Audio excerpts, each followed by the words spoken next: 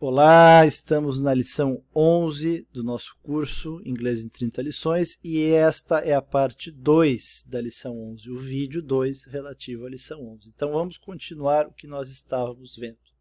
Tá? Estávamos no tópico 11.14. Né? Vamos continuar aquela história lá do do, né? Do verbo to do, que é o verbo fazer e que gera essa confusão com o auxiliar de presente. Do you like fish? Aqui é um auxiliar. Né? Does Martha like fish? Aqui é um auxiliar. Mas temos o verbo to do, significando o verbo fazer, como vimos no vídeo passado. Então, em português, quando a gente quer saber o que alguém faz, no sentido da sua profissão ou da sua área de estudos, geralmente a gente pergunta: o que você faz? Em inglês, veja como ficaria a pergunta. What do you do? O que você faz? Esse do é o auxiliar e esse outro do aqui é o verbo to do. Como a gente viu na aula de perguntas, as palavrinhas de perguntas, what, how, why, who, entram sempre antes dos auxiliares. Né? Então, what do you do? O que você faz? Esse do aqui é o auxiliar. Esse do aqui é o verbo to be. Se eu quisesse perguntar o que você come, what do you eat? Se eu quiser perguntar o que você bebe, what do you drink? Mas aqui é o que você faz, what do you do? Ok? Outros exemplos. What do they do? O que eles fazem? What does Karen do? O que a Karen faz? What does Karen do? O que a Karen faz? Se eu quiser perguntar o que a Karen come, what does Karen eat? Se eu quiser perguntar o que a Karen bebe, what does Karen drink? E assim por diante. Então, se o verbo fazer é to do, agora nós vamos voltar para, vamos fazer o link com a aula que é realmente a lição de hoje, que é o tempo contínuo. Se o verbo fazer é to do, então fazendo é doing. Então, se eu quiser perguntar o que você está fazendo, em inglês, what are you doing? O que você está fazendo? What are you doing? What are you doing? Como é uma pergunta com o verbo to be, veja, não tem auxiliar. O que você está fazendo? Verbo estar, verbo to be, não tem auxiliar. Aí não precisa do auxiliar do ou does. Vamos ver outros exemplos. What is Jane doing? O que a Jane está fazendo? What are we doing? O que nós estamos fazendo? We are studying. Nós estamos estudando, né? A resposta é essa. We are studying.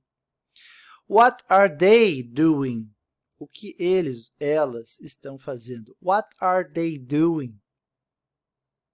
Nós não sabemos, eu não sei o que eles estão fazendo. I don't know what they are doing. Agora, é muito comum usarmos a palavrinha agora, né, em português, para fazer esse tipo de pergunta. O que você está fazendo agora? O que a Sara está fazendo agora? E agora, em inglês, é now. Então, mais uma palavrinha para incorporar do nosso vocabulário. What are you doing now? O que você está fazendo agora? What is Sarah doing now? O que a Sarah está fazendo agora?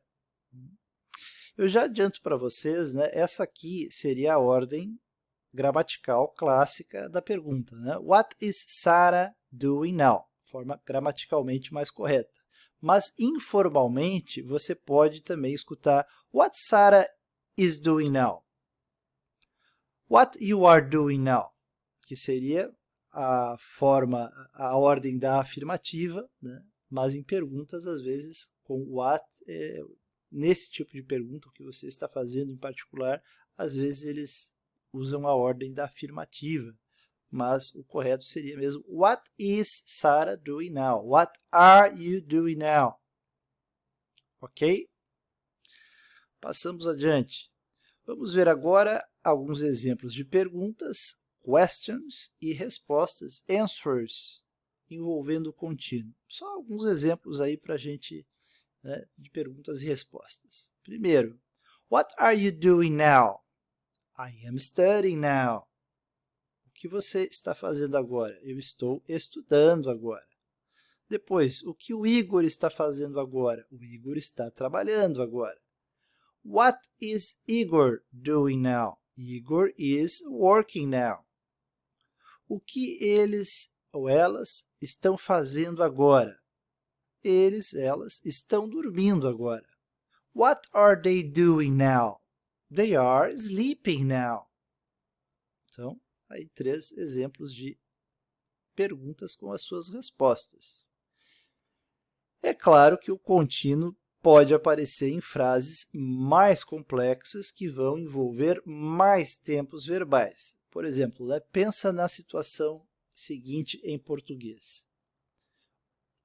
O que você estava fazendo quando eu cheguei? Uma pergunta assim, né? Chega um amigo na sua casa, aí ele pergunta, o que você estava fazendo quando eu cheguei?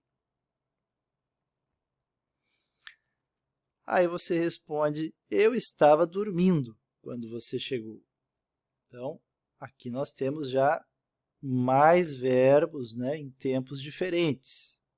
Mas veja, se você pensar um pouquinho com o que você aprendeu até aqui, você já é capaz de formular essa frase em inglês. Então, se você quer pensar um pouquinho, para o vídeo e pensa um pouquinho para ver se você vai acertar, né? A questão é, olha só, vamos analisar então a pergunta, a question.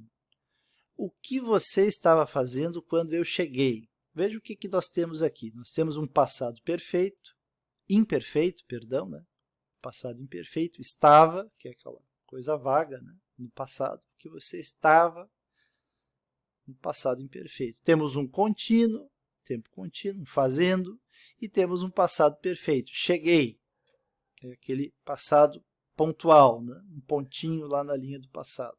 Uma coisa bem definida, por isso se chama passado perfeito. Então, temos um passado imperfeito, estava, um tempo contínuo, fazendo, e um passado perfeito, cheguei. A resposta tem a mesma estrutura. Eu estava dormindo quando você chegou. Também temos um passado imperfeito, estava, temos um contínuo, dormindo, e temos um passado perfeito, chegou. Tudo isso, e também a palavrinha when, você já conhece, você já viu até aqui. Então, é só pensar um pouquinho para organizar aí as frases da pergunta e da resposta. Se você pensou um pouquinho, tenho certeza que você acertou e montou a frase assim. A pergunta, what were you doing when I arrived? What were you doing when I arrived? E a resposta, a answer, I was sleeping when you arrived. Certo? Se você teve dificuldades, não se preocupa, né? É uma frase realmente mais longa, envolve mais tempos, e é a primeira vez que a gente está usando 3 tempos em uma mesma frase dentro desse curso. É claro que não seria fácil montar isso aí, né? Apesar de você já ter o conhecimento para isso. Mas não se preocupe, com muitos exercícios você vai ficar craque nisso aí, ok? Agora, uma última coisinha aqui, que é uma das coisas mais complicadas para quem estuda inglês. E o pepino é o seguinte, esse é um pepino grande da língua inglesa para quem quer aprender bem o inglês, né? Nem toda palavra em inglês, nem todo verbo terminado em ing equivale ao tempo contínuo em português. Isso é um problema grande. Então, vamos ver. Se em português eu diria, por exemplo, assim, eu gosto de comer pizza com ketchup. Normalmente, nós, como estrangeiros estudando inglês, diríamos a frase assim, né? I like to eat pizza with ketchup. Por que aqui nós vamos usar o to eat? Porque nós aprendemos que todo verbo no infinitivo precisa de um to na frente. Então, to eat, comer. To drink, beber. To walk, andar. Então, a gente sempre que precisar usar um verbo no infinitivo, que para nós seria um infinitivo em português, em inglês a gente vai automaticamente tentar encaixar o to. To eat, to drink, to walk. Certo? Mas, às vezes, os nativos eles não falam a forma infinitiva usando to eat, mas eles falam o infinitivo, que seria traduzido para nós como um infinitivo, adivinhem como? Com um ing no final. Então, muito provavelmente essa frase aqui, eu gosto de comer pizza com ketchup, né? Um nativo, alguém que nasceu num país de língua inglesa, diria I like eating pizza with ketchup, e não I like to eat pizza with ketchup. Isso é muito difícil para nós entendermos, muito, muito, muito mesmo, né? E para nós isso pareceria, né? Eu gosto, né? I like eating pizza with ketchup. Para nós pareceria eu gosto comendo pizza com ketchup. Mas aqui esse eating equivale a um infinitivo, equivale a um to eat, comer. Então, por que eles fazem isso? Não sei. É um dos grandes mistérios da língua inglesa e é muito difícil de entender. Mas não se preocupe, porque a intuição ela vai sendo desenvolvida. Ela vai sendo desenvolvida. Você vai ver que vai ter algumas palavrinhas que parecem, algumas situações que parecem que puxam esse infinitivo com o ing. Né? Vamos ver mais alguns exemplos. Né? Você tem lá um garoto correndo num restaurante, aí o garçom fala, ei garoto, pare de correr. Provavelmente eles diriam, hey kid, stop running. E não, hey kid, stop to run. Poderia dizer to run? Acho que sim, né? Mas um nativo diria stop running. Eu gosto de comer antes de trabalhar. Provavelmente diriam I like to eat before working. E não I like to eat before to work. A Vanessa foi para a cama depois de assistir o filme. Provavelmente eles diriam Vanessa went to the bed, went to bed ou went to the bed. Ok, os dois estariam bem. Vanessa went to bed after watching the movie. E não Vanessa went to bed after to watch the movie. Então, tem algumas palavrinhas, como eu tinha falado antes, né? After, before, stop. Parece que elas puxam o infinitivo com o ing e não com o to. Ok? Mas não se preocupe, tudo isso você vai, com o tempo, desenvolvendo a sua intuição.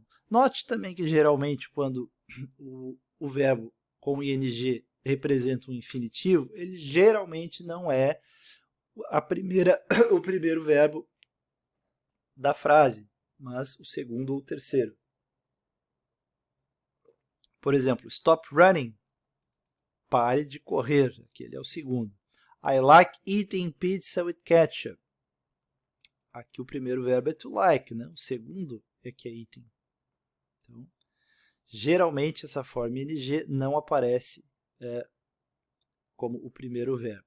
Mas, geralmente, não quer dizer sempre. Então, você poderia escutar, por exemplo, também uma frase que em português seria correr é bom para o coração. Né? Você poderia escutar running is good to the heart.